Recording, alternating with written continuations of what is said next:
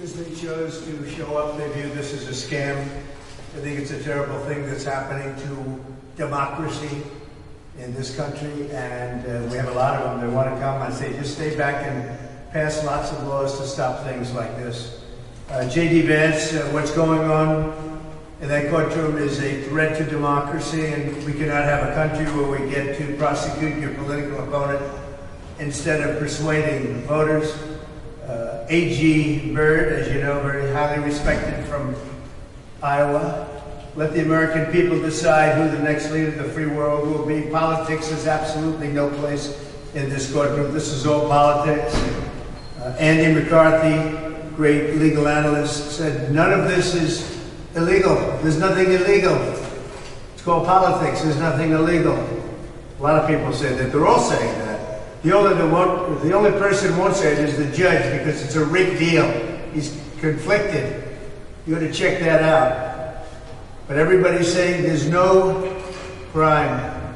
Leo Terrell, up until right now, there's not a single shred of evidence that President Trump participated in a crime of either falsifying records or hiding a campaign or state or federal finance charge. None of it.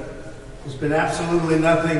Look, they're doing great. You know why they're doing great? They've kept me here for 3.5, 4 weeks instead of campaigning. And yet we still have the best poll numbers. Just came out in the New York Times, as we discussed before. Mark Levin, let me put this as succinctly as possible. There's no crime, state or federal, with which to link Donald Trump or anyone else. This is a case looking for a legal basis. There is none. There is no crime. Mark Levin. Again, J.D. Vance, to the American voters who are watching this, the one opportunity you get to speak up against this sham prosecution and to say the American people should elect a president, not use corrupt DNC prosecutors to help them get elected, which is exactly what they're doing. Andy McCarthy, again, bragged, has no authority to enforce federal law. The NDA payments were not campaign expenditures under federal law. That's why the FEC and DOJ, which do have exclusive authority to enforce federal law, took absolutely no action against Trump. They took no action against me. They looked at it, they said it's fine.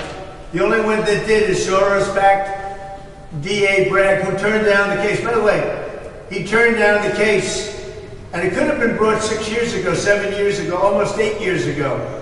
They bring it right in the middle of my presidential campaign.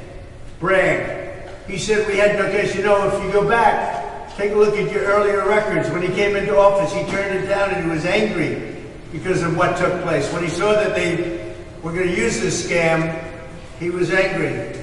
Even Michael Smirkanish of CNN, a person 4 or 5 weeks into a trial ought to be told exactly that which they're being prosecuted for.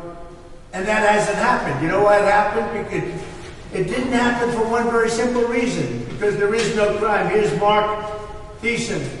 I don't think things are going very well for the prosecution in the court of law. And in the court of public opinion, they're doing even worse. Matt Whitaker, another day at trial, and they're keeping the president off the campaign trail. Byron York on the hush money trial, which is not hush money.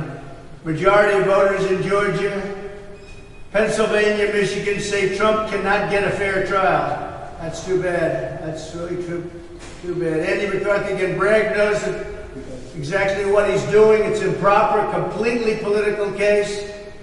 Maybe Judge Mershon is having second thoughts. They haven't come to close to proving, they have not come close to proving fraud or that any fraud has taken place.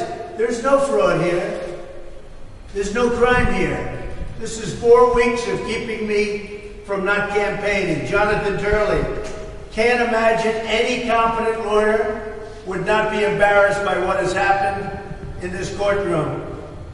This day is truly going to go down as a day of infamy for the New York legal system, which is true. The whole world is laughing now at the New York weaponized legal system. Watching this unfold in that courtroom as a lawyer is really deeply disturbing. They keep on referring to these documents. The documents don't move the ball. the documents show that the NDA and a payment that is not in dispute, this is Jonathan Turley.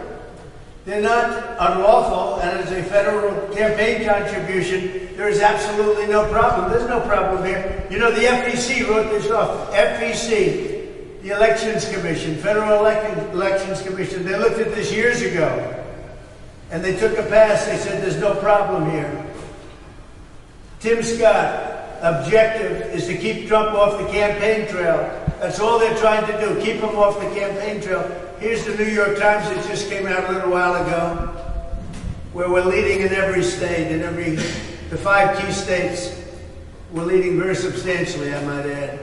So it's really a very sad day for the country. It's sad for New York. I mean, New York, that a judge who's highly conflicted at a level that nobody's seen before can possibly, just think of it, and you should go out and check it out. But we have a corrupt judge, and we have a judge who's highly conflicted, and he's keeping me from campaigning. He's an appointed New York judge. He's appointed. You know who appointed him? Democrat politicians. He's appointed.